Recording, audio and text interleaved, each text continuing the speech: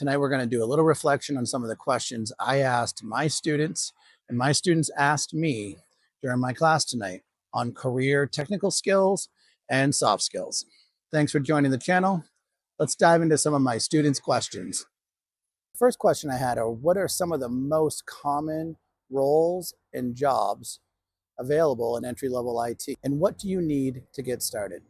We talked about roles like help desk technician, entry-level systems administrator, general IT support.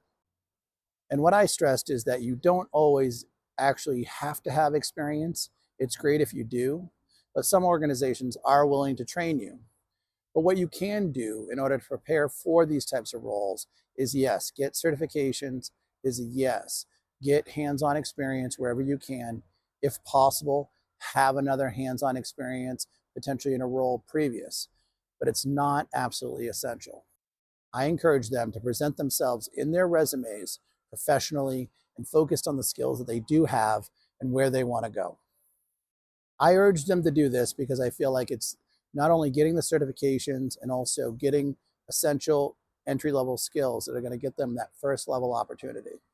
The next question we covered was tech culture in the workplace. What happens when people don't share information at work? One student shared that at his tech job, people don't share information or solutions, and problems aren't well documented. And he noticed a big difference between this position and in previous positions he had, where documentation and sharing were a big part of the culture of the company. Our takeaway here was culture definitely matters. When people are willing to share ideas and solutions, everyone moves forward.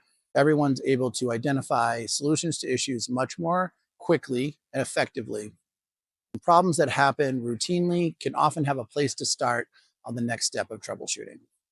So remember, it's very important to learn how to document and share what you find on your position. Why is documentation important? Documentation is important.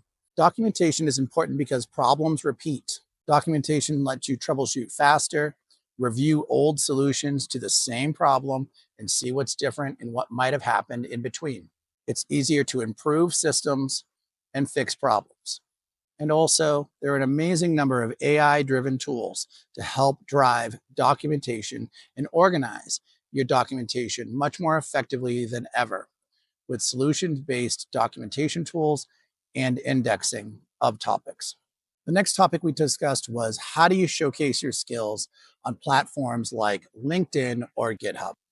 What I told my students is that LinkedIn provides amazing opportunities to share links to digital portfolios, upload documents with keywords to attract viewers to your profile, all around central keywords, and keywording your LinkedIn profile to effectively attract those in similar fields. I also discussed with them the benefits of a digital portfolio to help showcase maybe a networking project or a design for a network. Even showcasing how you would document specific tasks in a process is incredibly beneficial to someone wondering if you have that kind of troubleshooting skill. In terms of GitHub, that's an amazing place to showcase your coding projects, upload repositories of projects that you've been working on so that you can showcase projects that you've created and how they may be beneficial to others. And it shows that you're a leader in your field at creating projects, uploading and sharing, and continual development. One of the very important questions I posed was, what did they think were the essential soft skills in IT positions? My students nailed it this time and said troubleshooting, collaboration, and communication. And they cited teamwork as also being very important. And I would completely agree with them. All of those roles are very important. All of those skills are very important. But I stressed to them that it was also very important that they understand how their skills work with these specific soft skills to help them in their career. And that it's important to recognize both sides and how they can work together. And we agreed as a group that troubleshooting was one of the most essential skills, and that the ability to troubleshoot and ask questions is something that you need to take with you everywhere you go and consistently develop and evolve as your career shifts and moves through your different roles. With this, I asked them to also provide an example how they utilized soft skills in their class, and many cited how they work together to help solve problems and help each other develop solutions and develop strategies for troubleshooting. And within this, leadership as a role also came up. Leadership evolves out of the ability to showcase your shots, the ability to showcase your soft skills. I asked them, what did they think the difference was between an entry-level role and a systems administrator? One of my students said privileges, and I thought that was a great point. Systems administrators generally work at a deeper level of the technology infrastructure, often managing the systems, server, and network backbone of an organization, or supporting that network backbone very specifically with other systems administrators. They're often using tools like the Linux command line, bash scripting, and have a strong knowledge of the server infrastructure and the network components. Help desk roles are much more user focused in supporting everyday support tasks for users within the organization, often fixing login issues, hardware setups, while admin manage the systems. But I did think it was great that my students could identify that it's key to have very important privileges differentiating these roles. And as you grow through your experience in IT, you're going to learn that the differences in permissions and privileges is huge. Definitely tonight had a lot of valuable takeaways. I think in terms of preparing for a job interview, I think in terms of preparing for tonight had a lot of great takeaways. There was preparing for a job interview, there was updating your resume, and thinking about the next steps in your career. Planning, developing a plan for potentially, 1 year, 3 years, and 5 years on where you want to be.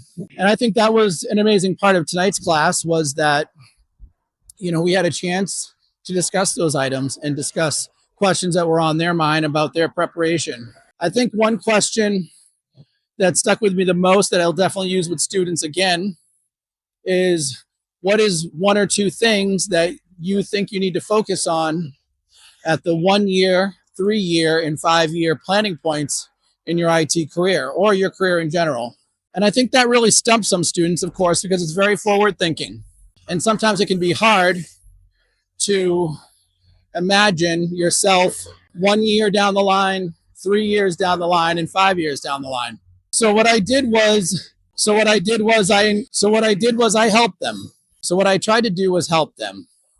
And for the 1 year part of the plan, I told them in year 1, you should be listing your skills, listing your goals, you should be thinking about areas in year 1 of your plan. You should be thinking about listing your skills, listing your goals, making a draft of your resume and a sample cover letter, something that you can update regularly. You should list all sorts of projects that you do, any sort of course that you take, the keywords that you acquire from these skills. You should list any previous skills that you have and make an effort to just start listing and diagramming what you think is a strength of yours. Year 1 is definitely a time to just relax and take it all in and begin developing your vision for who you want to become and think about the future just a bit and begin looking at areas of interest to you. Now, when we get to year 3, that's where it gets a little more serious. So at the point of year 3, ideally, what you have at that point is maybe you definitely have a certification. You definitely have your first entry-level position with some hands-on experience. You've worked on some projects. You've also worked on developing yourself, your academic skills, certifications in certain areas. And so you have a lot more going for you in terms of actually having gotten started in the field. Your resume at that point should reflect all of these components. Your resume at this point should reflect all of those components and begin to be much more refined based on the experiences. And it's important that you, at this stage, take the time to update the resume to reflect these experiences and don't let it date itself. Don't let it get old. Don't let it lose specific details of jobs that you've had, things that you've been involved with in terms of projects, side work or side projects that you've been involved with, and specific experiences that make you unique. I think that's very important at year 3, is formalizing who you are, having a little bit of a vision of the niche that you've moved into, because at that point, you should start moving into a niche area. And ultimately, you're into your career. You're just starting. So it's very important to kind of flesh all of that out. Now, as I was talking about year 5 is also extremely important. And as I talked about it with my class, you're essentially in your career. You have been at your job for a couple of years. You've potentially gotten this education, these new experiences. And now it's time to think about, do you want to do more advanced education? Do you want to move into leadership roles? How do you want to advance your role? You want to make sure that you are researching new areas of technology that you can take advantage of in terms of learning about in order to advance your career, so that you can be prepared for whatever the economy or a shift in role might mean. It's definitely critical to map out a 1, 3, and 5-year plan for your career the best you can. And it is a lot of forward thinking, and a lot will change, and you'll meet some goals and other goals you might not meet. But it's important that you begin taking the steps to try to envision them the best you can. So thank you for joining me for the wide range of questions that I went over with my class tonight. We definitely had a great conversation. They're very excited about starting to map their progress, thinking about their future. And I appreciate the time and the questions that I'm able to cover with them while learning important technical skills in the area of Linux administration.